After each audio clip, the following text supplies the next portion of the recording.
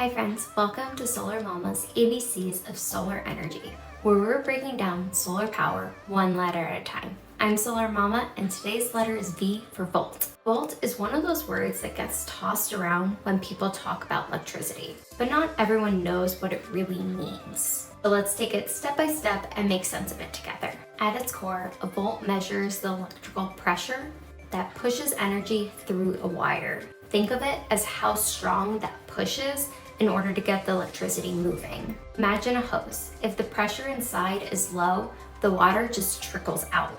If the pressure is high, it sprays far and fast. That push, the difference in pressure, is what volts do for electricity. They give it that strength to move from one place to another. Now in a solar system, volts show up in several key places. In your panels, in your wires, your inverters, and your batteries. Let's walk through each one. Your solar panels produce DC voltage or direct current voltage. Each panel makes typically somewhere between 30 and 40 volts when the sun is fully shining. That means one single panel has enough push to power small things like a fan or lights if you wired it directly.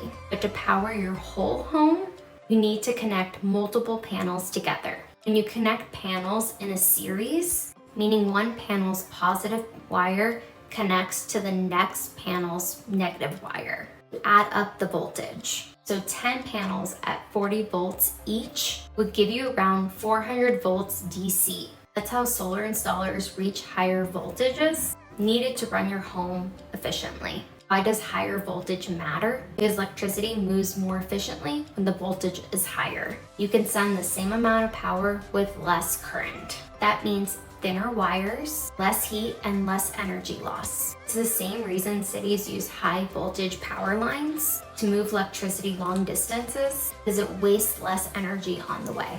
So once those volts leave your solar panels, they head to the inverter. The inverter's job is to convert DC voltage from your panels into AC voltage, alternating current, which is what all our homes and appliances use. In the US, homes typically use 120 volts or 240 volts AC. So your inverter takes those 300 to 600 volts DC from your panels and converts them down into something for your fridge, your computer, or your washing machine that can use it safely. You can think of an inverter as a translator. Panels speak one language, DC, and your home speaks another, AC. Volts are like the tone or intensity of that message. And the inverter keeps it just right so everything is running smoothly. So let's give an example. Suppose you have a 6 kilowatt solar system for your home on your roof.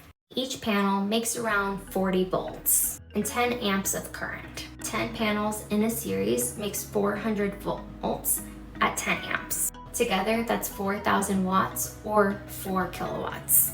At another set of panels, you're now at 8,000 watts. The inverter adjusts the output to 240 watts AC, so your home can use it directly. If you increase the voltage while keeping the amps the same, you increase power. That's why solar designers often go for the higher voltage strings, because it lets them move more energy efficiently without needing heavier wires. Let's take a small detour and talk about battery systems. If you have an off-grid setup or a home battery like the Tesla Powerwall or a 48 volt battery bank, the voltage matters a lot there too. Batteries store DC power, and the voltage tells you how much push they can provide to run your inverter or other equipment. Common battery setups might be 12 volts, 24 volts, or 48 volts. A 12 volt battery is simple and great for small setups like RVs or boats. But in homes, 48 volts is more common because it's more efficient. The same power with less current, which means less loss. Again, that's the benefit of good voltage design. So what does this look like in the real world? If your voltage is too low, your equipment might not get enough push to work right. Lights might dim, inverters might shut down, and energy isn't used well. If your voltage is too high, you can damage components or cause safety issues. So solar systems are designed carefully to stay in the right voltage range, and inverters have built-in protection to make sure everything stays balanced. So do volts stay the same all day? Not quite. The The voltage your panels produce actually changes based on sunlight and temperature. When panels get hot, the voltage drops a little bit. On a cool, sunny morning, you might see your system running at a slightly higher voltage than it does at noon when the panels are warm. That's normal and built into how the system is designed. Installers calculate something called open circuit voltage. That's the voltage when the panels aren't connected to the load, kind of like testing water pressure when the faucet is off. They also look at maximum power voltage, which is the voltage the panels run at when producing power efficiently. Those two numbers help size your inverter and wire safely. To visualize this, picture a solar system as a team. The panels create the voltage, the push. Wires carry that push along. Inverter transforms it into usable energy, and your home receives it as a steady AC voltage, ready for daily life. If any part of that team is mismatched, wires are too thin, or panels aren't connected right, the volts can drop or fluctuate, which reduces efficiency. Your inverter or solar app usually tracks it, so if something looks off, say one string has a much lower voltage than the others, it could mean there's shading or a loose wire or a panel issue. Fixing that early keeps your system performing well and safe. Now let's make volts feel less abstract. Every day you see volts at work, even if you don't realize it. When you charge your phone, it uses a 5-volt charger. That's a small, safe voltage, just enough to move energy efficiently into your battery. A car battery, by comparison, runs on 12 volts. More push to start the engine and run the lights. Solar systems operate on hundreds of volts. Bigger push for a bigger job. All electricity, from tiny batteries to massive solar farms, works by controlling volts carefully. The principle is the same, just scaled up. For example, utility scale solar plants often run at 1,000 volts DC or more for inverting to AC for the grid.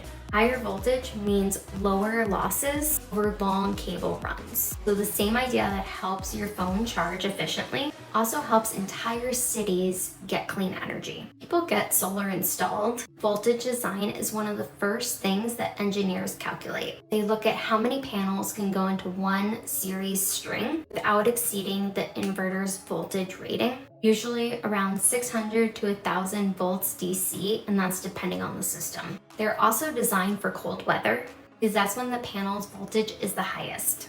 Cold air makes electrons inside silicon moving less freely, raising voltage slightly. If you live somewhere where it's freezing during the winter, like here in Colorado, or even Chicago, your solar system design will account for that. Ultimately, everything comes down to balance. Enough volts for good efficiency, but not so much that it risks damage. There's another reason voltage is so important: safety. Solar systems use safety switches, diffuses, and disconnects that all rely on voltage ratings. Electricians need to know how much voltage they're handling before touching anything. So even though volts seem invisible, they're part of every safety rule in solar installations. Let's touch on one more thing: voltage and performance. When your panels get shaded by a tree or a cloud, the voltage drops. That's why some systems use micro inverters or optimizers, which help each panel work independently. They adjust the voltage, so even if one panel is shaded, the others can still perform well. That's one of the small but powerful ways engineers use voltage control to make solar more reliable. The next time you look at your solar app, hear a tech mention voltage, you'll know exactly what they mean. It's the strength behind your system's flow. Without the right volts, your system couldn't move energy, couldn't convert it, and couldn't power your home. It's that simple and that essential.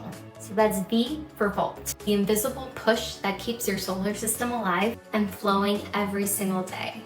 Thanks so much for joining Solar Mama's ABCs of Solar Energy. Make sure to hit the bell, subscribe, and we will see you on the next episode.